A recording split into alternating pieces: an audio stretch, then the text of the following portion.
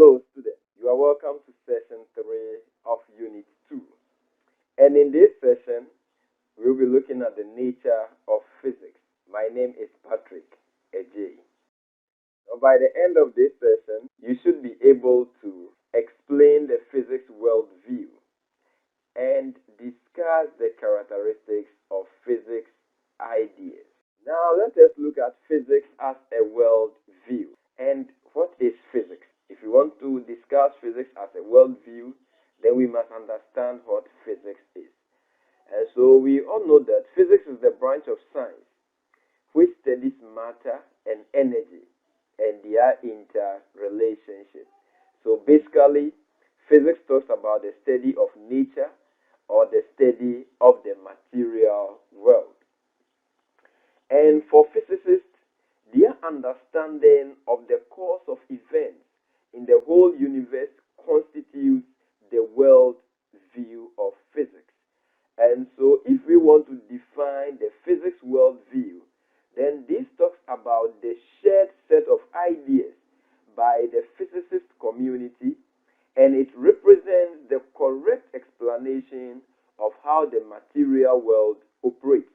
So the various happenings, the various phenomena that we see in nature, that we encounter in nature, physics worldview just try to find out the set of ideas that will give a correct explanation to the various phenomena in the universe or in nature. And any understanding or interpretation of how the world operates, which is then contrary to the worldview, is termed as an alternative conception, an alternative framework, or a misconception in physics. So the various explanations that have been given to the various happenings in the universe, the various explanations that have been given to the various phenomena we encounter in nature, if we have an idea which is contrary to that explanation, which is contrary to that understanding, then that idea now becomes a misconception or an alternative conception. And so, as a teacher, you need to solicit these alternative ideas in your teaching to enable you help your learners to build the correct conception. So learners always come to the classroom with these misconceptions or alternative conceptions. And the teacher, your role is to ensure that the learners are able to build the correct conceptions and do away with the misconceptions. So the physics worldview is a dynamic one as well. And when we say dynamic, it means it is changing, it is not static. And this is due to the fact that ideas are constantly being proposed, ideas are constantly being debated upon, they are constantly tested against the material world to find out how they are able to explain the natural occurrences in the universe. And so the physics worldview is also dynamic. Now, what are the characteristics of physics ideas? And physics ideas are sometimes seen as both tentative and stable. We also have the public nature of physics ideas and the empirical nature of physics ideas, the physics knowledge as replicable, as well as the historic nature of physics knowledge. Now let's take a look at these characteristics of physics ideas. So let's look at physics ideas as both tentative and stable. And for physics ideas, so far as they can sufficiently explain the physical phenomena for the time being, then we will say that these ideas are durable. However, these ideas are subject to change in the face of observations as well as experimentations. So through experiment, the durable idea can change over time. And physics does not prove anything once and for all. So today something may be accepted, but tomorrow that thing that was accepted today has to be rejected or has to be modified in order to give us a clearer explanation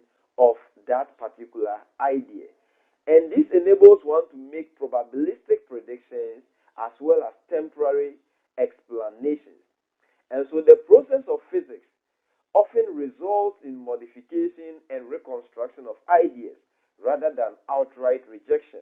So in physics, we do not reject. There is nothing like an outright rejection of an idea. However, we can modify these ideas. We can reconstruct the ideas in order to get a better understanding of the idea. Let's look at the public nature of physics ideas. And when we say the public nature of physics idea, all that we are talking about here is that anytime there are new discoveries, anytime there is new knowledge, this new knowledge must be made public. It must be made available to everybody so that we can know that yesterday this is the meaning of this phenomenon. But today, out of the research or out of an experiment, this is the new discovery that has been made so that we will all understand the new idea. And this is aimed at fulfilling an assumption in physics that others can eventually arrive at the same explanations if they have access to similar experiences and evidence. So, if there is an experiment that has proven that a particular idea is true or correct, this should be made public so that it can also be tested in a different situation to see whether we can have the same experiences or the same evidence can also be provided. And the empirical nature of physics ideas. So in this, physics ideas must be based on observation as well as experimentation. So claims of physics knowledge are also validated or refuted by observation or experimentation. So as to whether we will accept a claim in physics or we will refute a claim in physics, it should be based on observation as well as experimentation. So in physics, validation is not based on mere debate. You cannot just use debate to validate a claim or refute a claim. And the only phenomena that can actually be observed to exist are those within the realm of physics investigation. So a phenomena that has gone through a physics investigation, that has gone through a physics experiment and have proven to be true or have proven to be correct are those that are taken as physics ideas or physics phenomena. Now let's look at the physics knowledge as replicable. So replicable means we can generate or we can repeat such a knowledge. And so physics knowledge is replicable, and here physicists working at different places and different times should be able to repeat the same or another experiment and obtain same evidence or result so that whatever outcome, so for instance, we are trying to use a simple pendulum to determine the value of G. Now, if I do this in my lab under certain conditions and I get a certain value, then when you also do this same in your lab under the same conditions, then you must get a value which is almost the same as what I had in my lab. Finally, we'll be looking at the historic nature of physics knowledge. And physics knowledge we have today and which you will be teaching to your students as a teacher is a past knowledge. So everything that we have is something, it is a past knowledge that we are teaching our learners. And so physics knowledge is just cumulative. Cumulative means it is addition. We continue to add on to what we already know. And it is the accumulation of past knowledge, and this serves as the basis for the present knowledge, and which will in turn be the basis for new knowledge. So the past knowledge will serve the basis for having the present knowledge, and the present knowledge also serves as the basis for future knowledge.